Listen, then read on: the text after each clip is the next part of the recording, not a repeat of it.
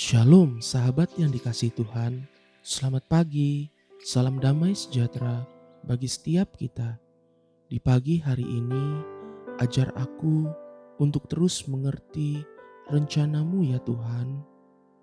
Sahabatku, tema renungan pagi hari ini yaitu ketika Tuhan sedang bekerja. Mari kita buka Alkitab dalam kitab Keluaran 2 ayat 6 sampai dengan 10.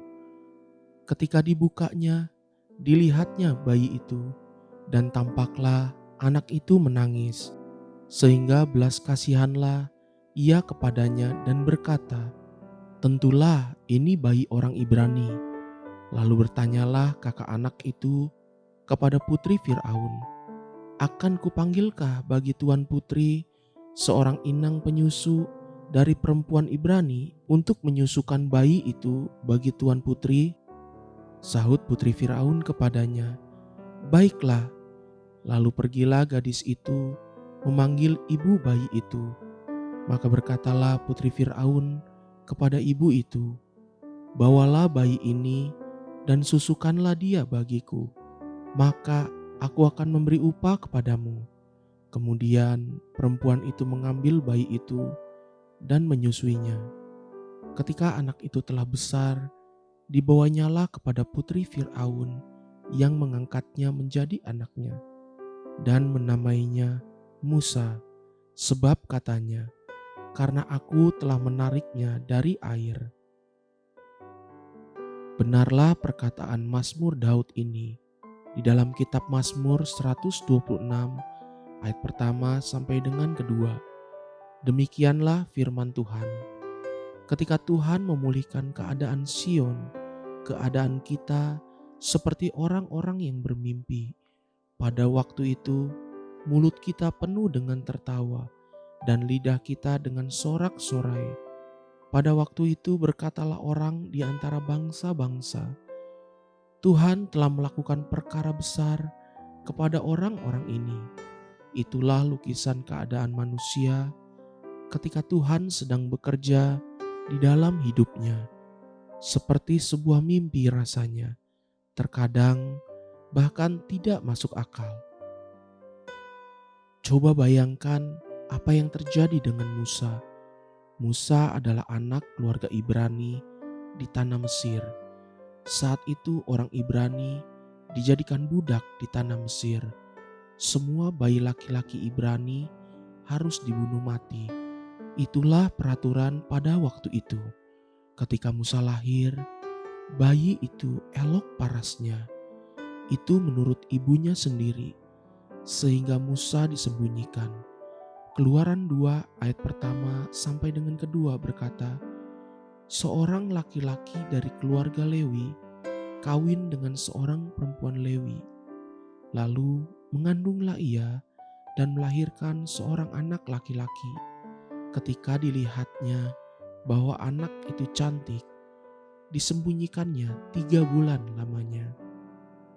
Coba bayangkan, di mana ada seorang ibu yang mengandung dan melahirkan seorang anak dan tidak menganggap anak itu cantik atau elok parasnya. Semua anak bayi yang pernah saya lihat, semuanya elok parasnya, semuanya lucu dan menggemaskan, semuanya membuat nyaman dipandang dan ditimang-timang. Tapi bagi ibu Musa, sesuatu terjadi. Tekad, kasih sayang, dan belas kasihan hati seorang ibu itu tiba-tiba muncul, sehingga Musa diselamatkan dan disimpan sampai 3 bulan lamanya, sampai tidak dapat lagi disembunyikan. Lalu keanehan mulai terjadi. Bayi Musa dibiarkan mengapung di atas sungai Nil, sampai tiba-tiba bayi Musa diangkat dan ditemukan oleh putri Firaun. Begitu bayi Musa ditemukan, Miriam kakaknya berkata, "Akan kupanggilkah bagi tuan putri seorang inang penyusu dari perempuan Ibrani untuk menyusukan bayi itu bagi tuan putri?" Usul itu dipandang baik dan diterima oleh putri Firaun. Kenapa putri Firaun tidak heran dan curiga bahwa ini memang sebuah skenario yang dirancang oleh ibu bayi tersebut? Kemudian kejanggalan berikut terjadi.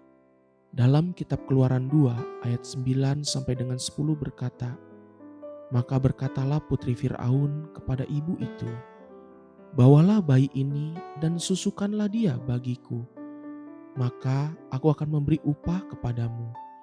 Kemudian perempuan itu mengambil bayi itu dan menyusuinya. Ketika anak itu telah besar, dibawanyalah kepada putri Firaun yang mengangkatnya menjadi anaknya dan menamainya Musa, sebab katanya, 'Karena aku telah menariknya dari air.' Musa diasuh dan disusui oleh ibunya sendiri, namun dianggap sebagai anak dari putri Firaun, sehingga Musa boleh tetap hidup. Ibu Musa bahkan dibayar oleh putri Firaun untuk menyusui bayinya sendiri yang telah diberi hak istimewa untuk tetap hidup pada zaman itu. Dapatkah saudara melihat mujizat yang mengagumkan itu? Itulah aroma-aroma yang sering kita temukan ketika Tuhan sedang bergerak dan memulihkan hidup manusia. Namun semua itu adalah satu bagian atau satu sisi mata uang. Yang tidak kalah pentingnya adalah sisi lain dari mata uang tersebut. Itulah respon dan pola pandang kita terhadap semua mujizat yang Tuhan sedang kerjakan. Inilah yang memisahkan orang benar dengan orang fasik, memisahkan orang yang takut akan Tuhan dengan orang serakah, yaitu respon kita. Ketika Musa melihat ke belakang kepada seluruh perjalanan hidupnya, Musa melihat bahwa semua itu penuh dengan mujizat dan campur tangan Tuhan. Sebagian besar orang akan menggunakan kesempatan yang demikian untuk menyenangkan dirinya sendiri, menghambur-hamburkan untuk kepentingannya sendiri. Coba lihat ke sejarah dan di sekeliling kita, berapa banyak anak orang kaya pesta pernikahan dengan menghabiskan dana miliaran rupiah. Anak-anak muda membeli mobil mewah dari uang orang tuanya. Belanja ini itu yang terlalu berlebihan hanya untuk menyenangkan dirinya atau hobinya sendiri. Apakah itu tidak sama artinya dengan orang-orang yang menerima kebajikan Tuhan seperti Musa, namun responnya bertolak belakang dengan Musa? Judul perenungan kita pagi ini adalah Ketika Tuhan Sedang Bekerja. Judul ini memang belum selesai dan sengaja dibuat mengambang, dan kelanjutannya itu harus diisi oleh masing-masing kita. Apa yang akan terjadi dengan saya ketika Tuhan sedang bekerja? Apa yang akan saya lakukan ketika Tuhan sedang bekerja? Itulah jawaban kita masing-masing, dan itulah yang penting. Haleluya, sahabat, mari kita sama-sama berdoa. Bapa Surgawi, terima kasih untuk semua yang terjadi di dalam hidupku. Hidupku adalah sebuah mukjizat dan aku akan selalu berpegang kepada seluruh rencana-Mu yang agung. Terus tuntun aku ya Bapa. Amin. Jesus loves you and so do I.